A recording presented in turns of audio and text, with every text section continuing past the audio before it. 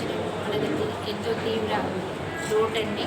ఎందుకంటే ఆయన 2 టర్మ్స్ 10 సంవత్సరాలు కాంగ్రెస్ ప్రధానమంత్రిగా పనిచేసి ఎన్నో విప్లవాత్మకమైన సంస్కరణలు చేపట్టారు. ఆయన హయాంలోనే మన NREGS కానీ, అలాగే ఆర్టీఏ యాక్ట్ కానీ, ఆధార్ కానీ, అలాంటి ఎన్నో సంస్కరణలన్నీ చేపట్టి ఎంతో దీశాలిగా ఆయన ముందడుగు వేయడం జరిగింది. ఆయన మీద ఎన్నో విమర్శలు వచ్చినా కూడా ఆయన ఎక్కడ తొలగకుండా వెనకకుండా ఎంతో ధీరోదాత్తంగా వాళ్ళకి తన చేతల ద్వారానే సమాధానం చెప్పారు, మాటల ద్వారా కాకుండా. ఆయన ఎంతో మృదు స్వభావి, మృదుభాషి.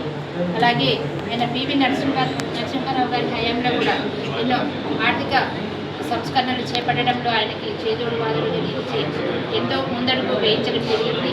అలాగే ఈరోజు మన దేశంలో జీడిపి అభివృద్ధి చెందినా కానీ మన కొనుగోలు రేటు ఇట్లాంటివన్నీ అభివృద్ధి చెందడము, ఆర్థిక సంస్కరణలు, మనం ఈరోజు మన దేశం ఆర్థికంగా బలపడడం అనేది కూడా ఆయన అప్పుడు ఎంతో ముందు చూపుతో చేసిన సంస్కరణల ఫలితంగానే ఈరోజు ఇలా మన దేశం ముందడుగులో ఉంది. కనుక వారు లేని లోటు మాకు చాలా దిగ్భ్రాంతిగా ఉంది.